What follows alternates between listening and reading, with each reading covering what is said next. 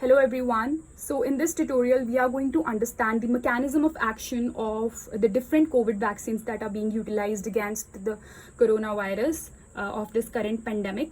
So there are two different types of vaccines that are being administered. So the first vaccine strategy is the DNA vaccine, which means that these particular type of vaccines use the DNA technology. And the DNA vaccine that is currently under administration is the AstraZeneca, and this has been developed by the Oxford University, and this is also known as the Oxford vaccine, and it is called Covishield in India. And the other type of vaccines that are being used are the mRNA vaccines.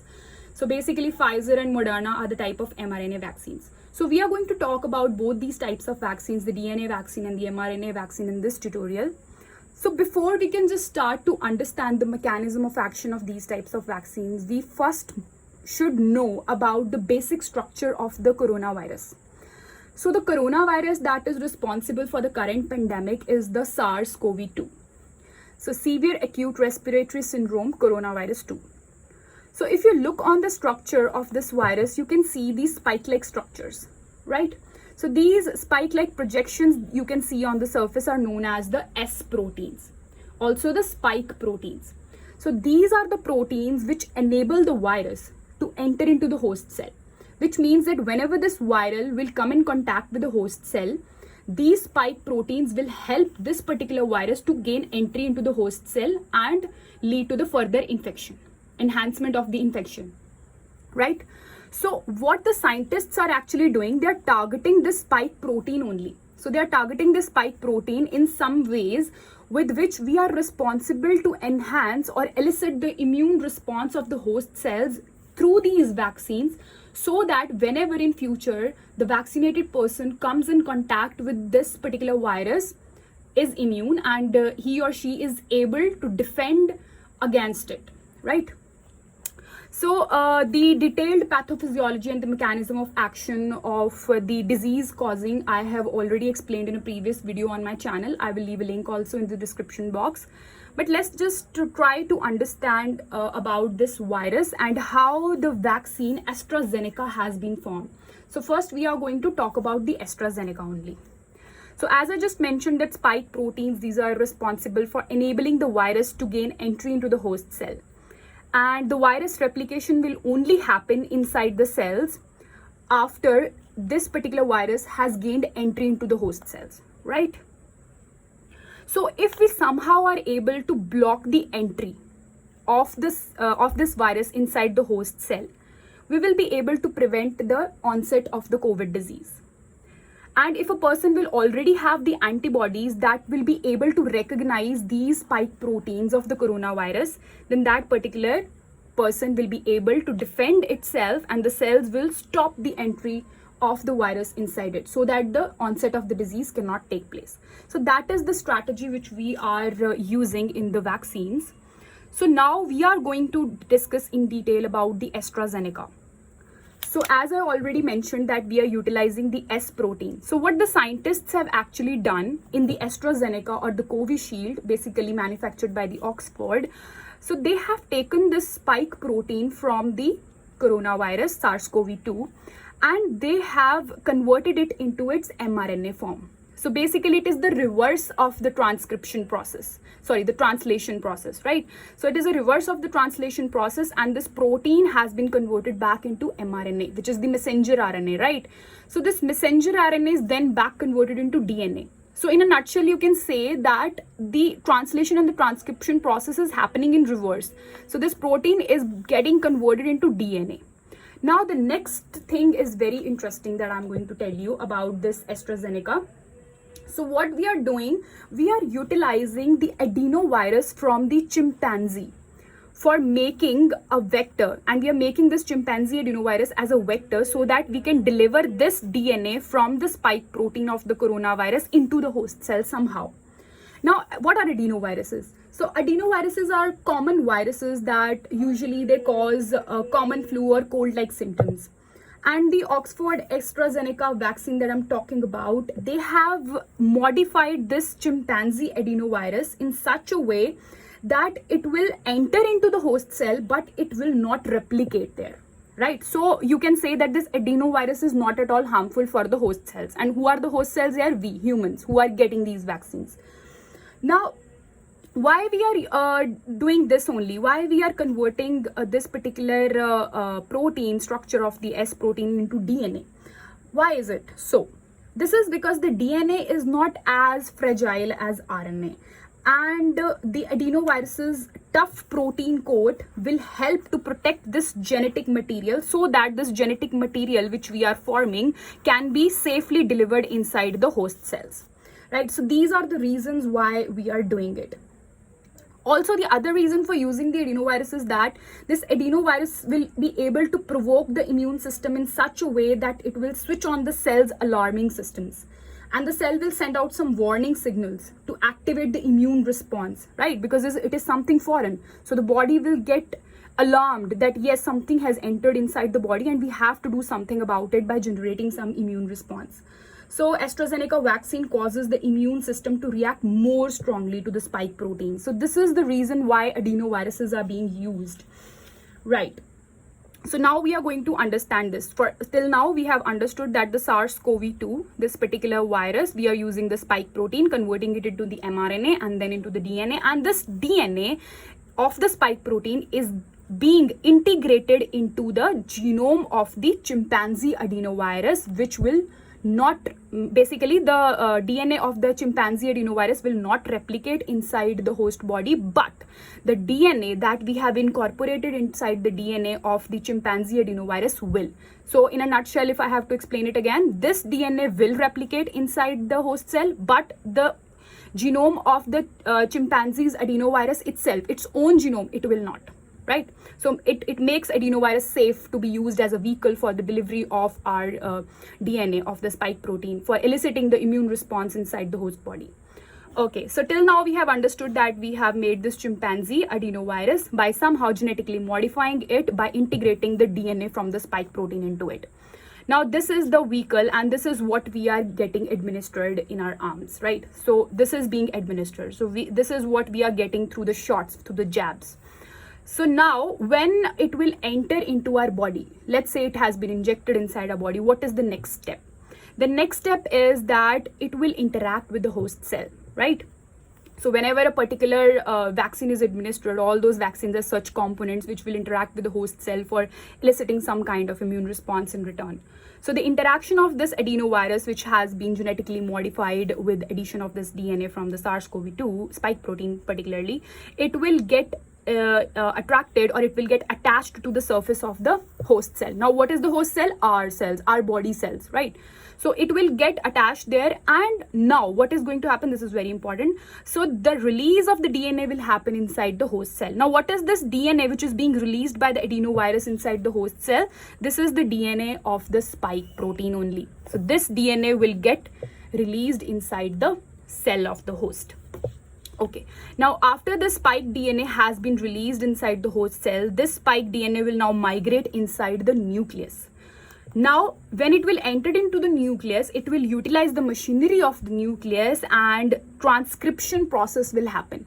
So this DNA will now get transcribed and will get converted into the messenger RNA inside the nucleus. Now, after this mRNA has been synthesized inside the nucleus, this will migrate from the nucleus, it will translocate from the nucleus to the cytoplasm. Now, you know that the next step after transcription is the translation process. So this mRNA, after migrating to the cytoplasm, will utilize the ribosomal machinery of the host cell and translate this mRNA into the protein. Now what are these proteins? Nothing but the spike proteins itself, because the DNA that has been released inside the host is the DNA of the spike protein only. So this DNA is carrying the information of the spike protein. So after all this mechanism, this is being formed. These spike proteins are being formed. Now these are acting as the antigens, right? So these are the antigens, and we want that somehow our body is able to make a memory of these cells, of these antigens, so that in future, if any kind of coronavirus enters into the body, it is able to generate an immune response, right? So now what will happen? So the body, the host cell, it will break these spike proteins into small pieces, right? So it will break these into small pieces, and now these will be presented on the major histocompatibility complexes that are present on the host cells. So let's look on the next figure now. So after this, we have this figure. So these spike proteins will get degraded into small pieces, right? So these will be broken down into small pieces, and they are going to be displayed, or you can say presented, on two different types of major histocompatibility complexes, particularly the MHC class 1 and the MHC class 2. Now, what are these MHC complexes? So these MHC complexes are the major histocompatibility complexes, and these are basically the molecules that bind the small antigenic fragments on them and display on their surface so that they can be recognized by a very important immune cell, T cell. So basically what is happening, these antigens are being broken down by the host cell. These small fragments of the antigen are being displayed on these MHC complexes, and these are acting as a flag now. So they are acting like a flag. Okay, something has come in the body, and this is the information. So it is now attracting the T cells to come and recognize these antigens and generate an immune response for the production of the antibodies and ultimately the memory. Right? So after these antigens have been presented on the MHC complexes, the T cells are going to come. Now, what are these MHC complexes? The MHC class 2 molecules particularly, these are present on all the antigen presenting cells like macrophages, lymphocytes, dendritic cells, B cells. So all these types of cells, they contain MHC class 2 complexes, whereas all the nucleated cells, they do contain the MHC class 1 complexes, right? Now, the antigens that have been presented on the MHC class 2 will be recognized by the T helper cells. Now, what are T helper cells? These are the cells that recognize these antigenic small fragments on the MHC complexes, and they lead to the secretion of the cytokines that will lead to the formation of the B cells and the T cells, and ultimately the memory. Right? So the antibodies will be formed only when these T helper cells will come and recognize these small antigenic molecules that are being expressed or that are being presented as a flag on the MHC class 2. Right. On the other hand side, the C-type cytotoxic cells, these are also the types of cells which will also generate an immune response by releasing certain cytokines. So this process is going to be same, just they are going to bind to different MHC complexes. Okay, so let's just talk about this thing. So after the antigen has been presented on the MHC class 2, the T helper cells are going to come and recognize these antigens, right? And the interaction will be through the T cell receptor. So the T cell receptor will interact and they will recognize these antigens which are presented on the MHC class 2. After that, the T helper cells, they will release some cytokines, right? Cytokines will be released, and these cytokines will now be responsible for the proliferation of the B cells. Now, what are the B cells? These are the cells which are an important part of the adaptive immune response, right? Adaptive immune system. Now, what we are doing in this vaccine, we are trying to activate the adaptive immune response so that memory can be generated, so that in future, if any kind of coronavirus enters into our body, basically this one, then our body is able to is able to defend without consuming a lot of time. So it is able to act on the spot instantaneously. So the proliferation of the B cells will be there due to the release of these cytokines, and these, as I just told you, that B cells are the important part of the adaptive immune system, and they are activated and formed only when these cytokines are being released from the T cells. Now, these B cells, they are also responsible for the production of the antigen-specific immunoglobulins, particularly the antibodies which we are all talking about today in this pandemic, right? Okay, and these antibodies are going to be directed specifically against the spike proteins in this case. So release of cytokines will be there. After the cytokines have been released, there will be proliferation of the B cells, and after these B cells have been proliferated, they have been multiplied in numbers, they will lead to the differentiation into the plasma cells. Now, this is the most important part. The memory cells will be created. So the memory cells are going to stay there for a very long time, and they are going to be able to recognize the coronavirus whenever it will enter into the body of the host. Now, these memory cells are responsible for the production of the immunoglobulins, the antibodies, right? Now, these antibodies which are produced by these memory cells, they are formed against the spike protein, because we have been targeting the spike protein only in this whole mechanism.